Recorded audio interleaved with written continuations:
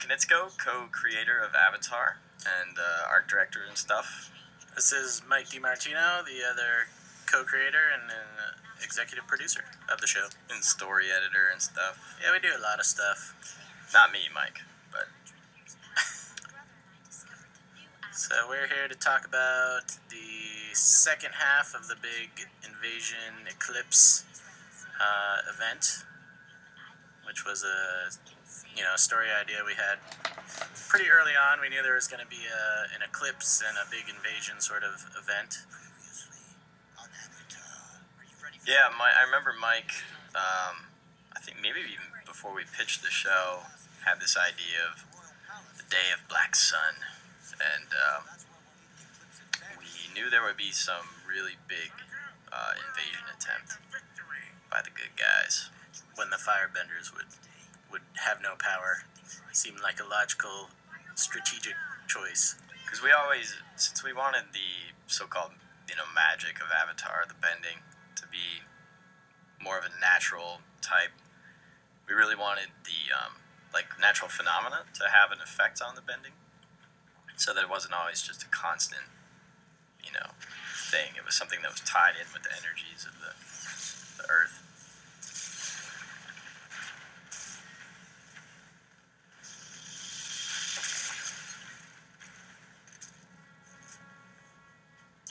This episode was written by Aaron Ehaus and directed by Joaquim dos Santos, two very capable and big contributors to the show throughout all the seasons.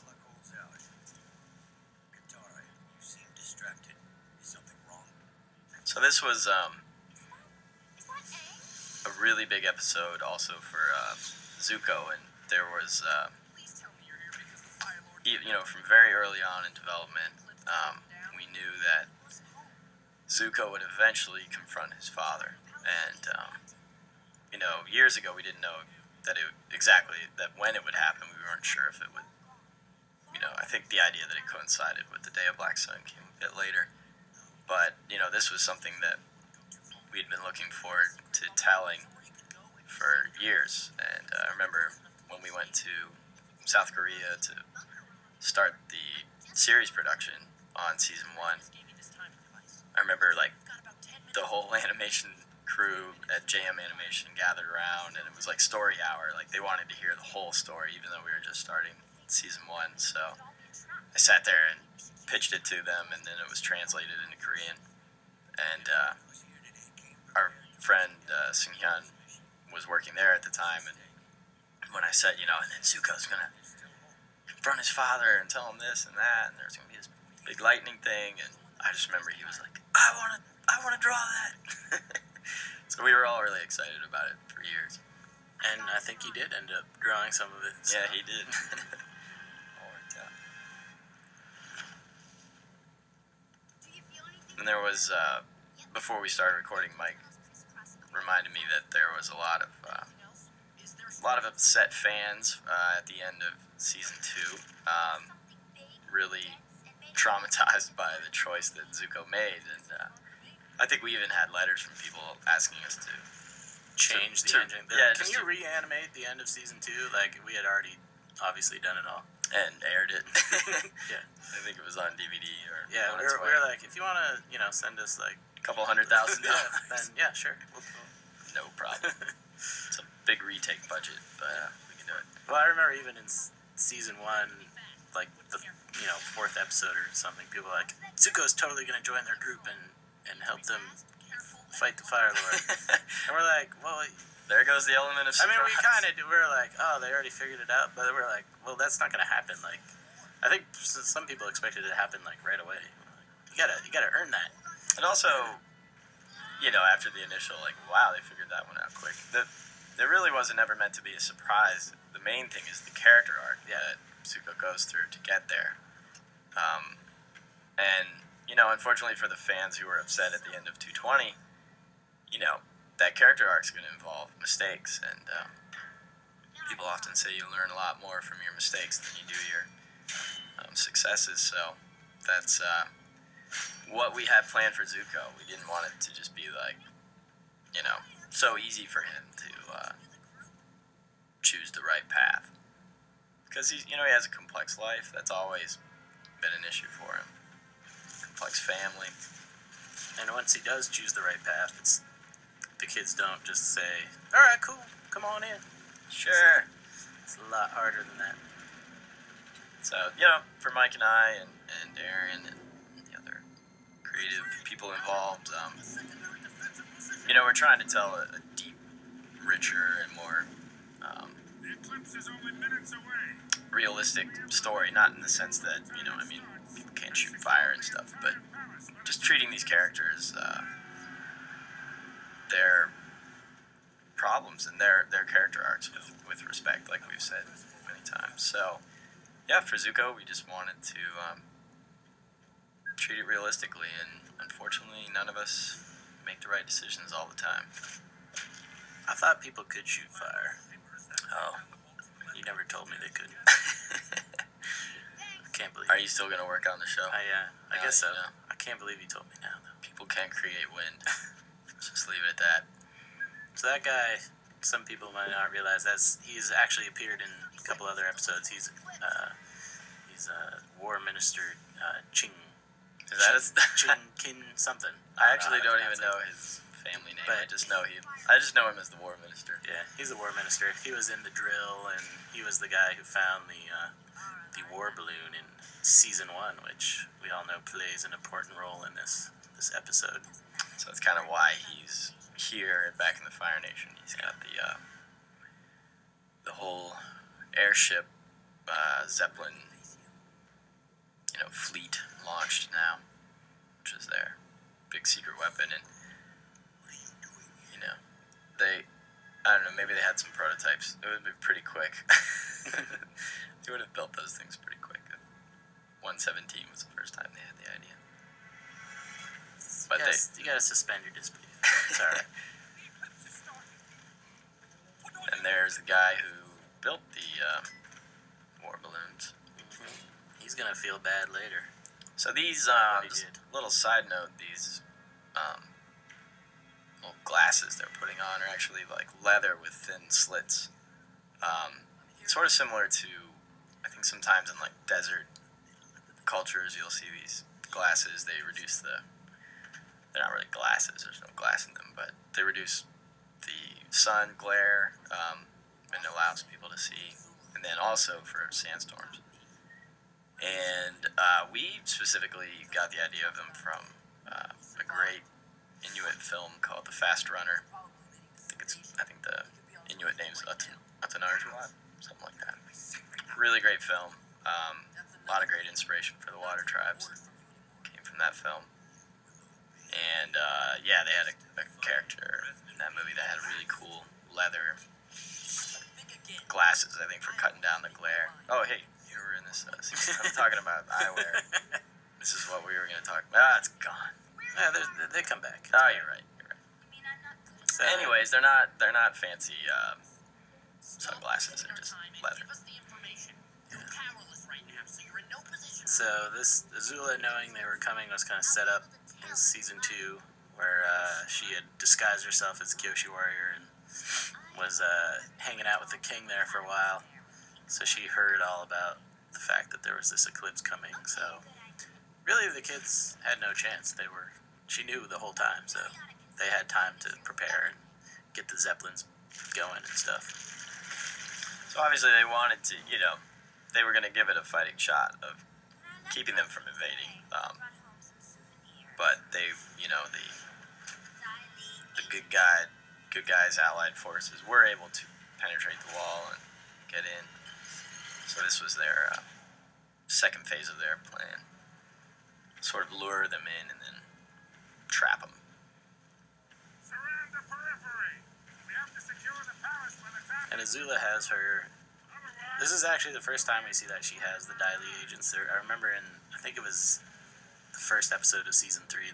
There was a scene where you saw some Dai Li agents. But I remember we cut that out because by that time we were writing this episode or had the animatic, and it was like wanted to be more of a surprise at that moment that you didn't know, like, whoa, how'd you get out of that rock? Fire Nation Royal Palace. We've come so far. It's not over yet.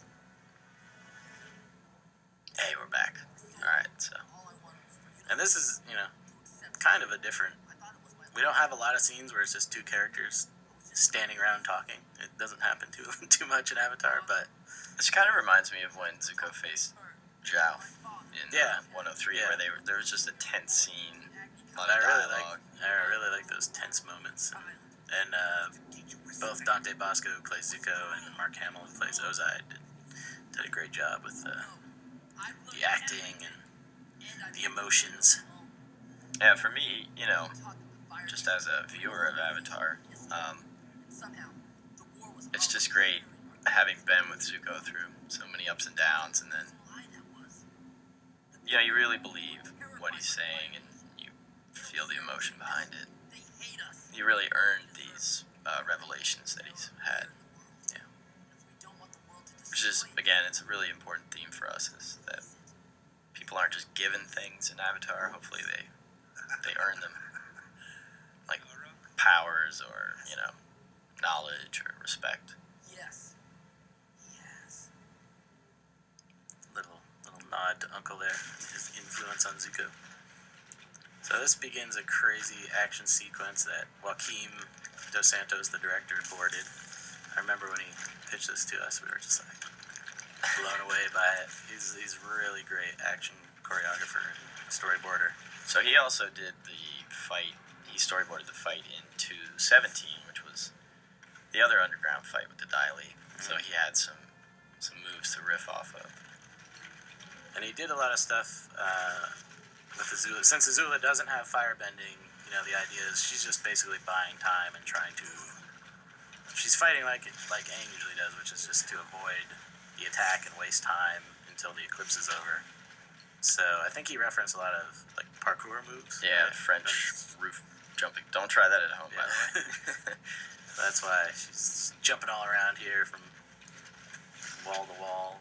And that's we had this idea with Ty Lee and May, is that one of the reasons Azula chose them as friends is they had these skills that she did not have, and she spent the better part of her adolescence learning these skills from them. So here we get to see what she's learned from Ty Lee and how agile of a gymnast she's become. She's too quick. She's always 10 steps ahead of everybody in her, her thinking and manipulations. So there we see, it's kind of hard to see, but the Daily guy shoots those little rock gloves at Toph, but she breaks them. What she's doing? She's just playing with us. She's not even trying to win this That fight. Grey Delisle did an amazing job. I mean, she's always great, but these reads are so good for Azula. Right, I think your friend just said that, genius. And since you can't see, I should tell you I'm rolling my eyes. I'll roll your whole head. She's just baiting you I again. think Okay. Azula What do we do? Toph are such a great match. They're so Get out of here and fight. comfortable in themselves, Yeah. or seemingly, and they Trap. Don't say I didn't warn you. Ignore. two huge personalities. Sokka's your name, right? My favorite. There's a lot of season 2 finally comes back in this episode, because a lot of people were like, what happened to Suki? And they had a big fight. She had a big fight with Azula, and all that kind of stuff comes back. So And there we see Azula with one of May's daggers, so really picking up skills from her friends. Suki. After I leave you. she wasn't gonna do anything bad with that dagger, though, right? She was just holding it. I think she was gonna Yeah. He's the one. trim her fingernails. Okay. That's just beautiful. Maybe he can I think she was gonna reflect some light in his eye and Blind make him him. blink and trip and possibly Okay. fall I'm going to join the Avatar. safely. And I'm going to help defeat you. That's the moment right there that we've been waiting for 2.5 seasons. Why wait? You've got your swords. But now we kind of see where Azula gets her smarts and her attitude Smarts? from her dad. She's got some smarts, some street smarts. But he's kind of doing a similar thing where by bringing up his mom, he's kind of keeping Zuko around a little bit longer till Pushing the his eclipse buttons. is over. Yeah. Baiting him. See that everybody sort of has a weakness, some sore spot.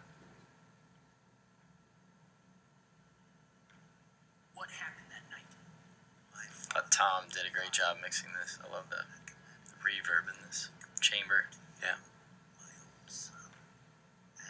So now Another season 2. another callback to season 2, where we saw the flashback to when Fire Lord Azulon passed away. We see that Ozai and Zuko's mom did have a little pact to save. She kind of saved Zuko's life by doing something not very nice to Fire Lord Azulon. That's a nice little crosses off there to show how similar father and daughter are. Yeah, I like that parallel. Visual parallel. So I thought the colors shift coming up here worked really well. My animation did a really nice job. Yeah. So we see that he's feeling the eclipse coming, or ending. Boom. Uncle, another callback to Another season one? 2. Uncle Yeah. taught Zuko how to do this. So Zuko just blows up the stage in front of Ozai. And he's gone.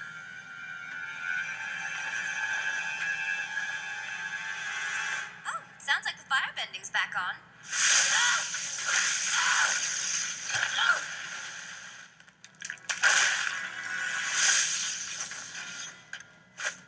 Dad's all the way at the end of the hall, then down a secret stairway on the left. I'm sure he'd be more than happy. I was wondering, how are they going to find the secret stairway? If it's secret. If it's secret. And what hall? There's like 4 halls. I guess she really doesn't want them to find it. Yeah. And now it's too late. Maybe it's not too late. The eclipse is over, but I can face the Fire Lord anyway. No, I don't think that's a good idea. But I'm ready. I came here with So, a job. yeah, any fans who were reading the premise of the show and then they're like, is he really going to face the Fire Lord in episode 11? Nope. They probably figured it out that it wasn't going to work. You'll have another chance. I know you will.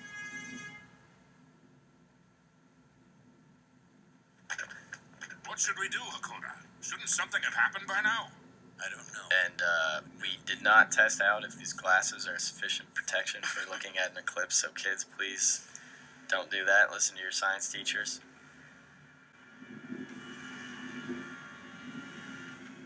Now comes the big reveal. Yeah, see, now he feels bad. He's like, why did I make those things? So these have a cool. These are these giant airships are 3D CG models. Aldina Diaz and I designed them. She did a fantastic job. And a guy named Steve Z built them. What's his last name? Well, you'd think with my last name I would know. I would take the time He to... goes by Steve Z. Yeah, I can't pronounce it. I can't remember. But it's like Zwalski, you know. It's one of those. It's like my name. So it's cool. So on the front of those airships, there's like a big kind of face, right? It's like a big, sort of Chinese lion Papa, you and I can help too. / dragon head. Cool.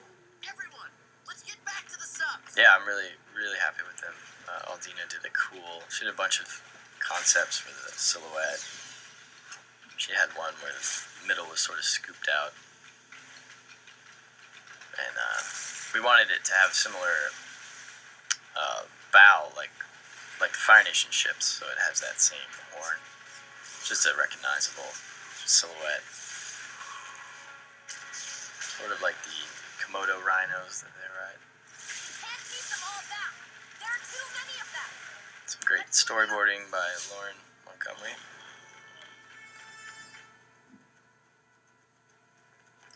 I like that little sequence. It's like our mini Star Wars. You know, it's like a tiny little splinter of what Star Wars does. Like just crazy laser blasts everywhere and flying in and out of it. He busted himself out. I've never seen anything like Again, now we see what Uncle was working towards, and he did some crazy qigong and just bent the metal. Why he was getting all buff in episode 4. He knew something was coming. He's got other plans that we don't know about right now.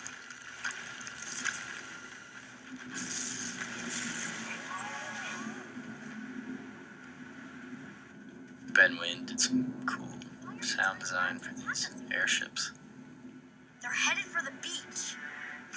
They're gonna destroy the submarines. How are we all gonna escape? We're not.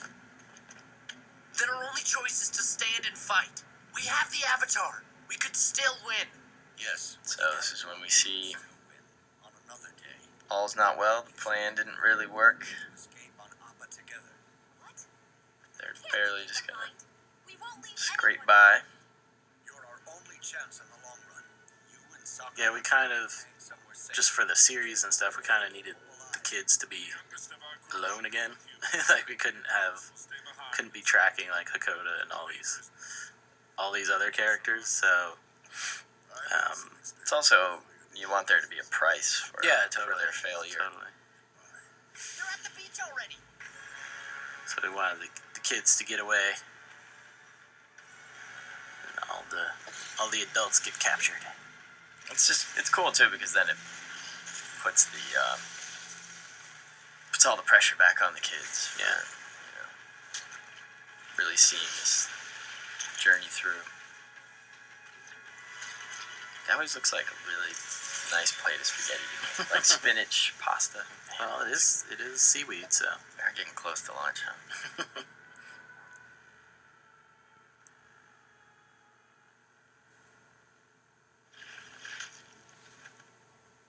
Bye, son. it's a very emotional goodbye. Really proud of you. But so we wanted, we didn't want these poor little kids to be in jail, like did the Duke and stuff.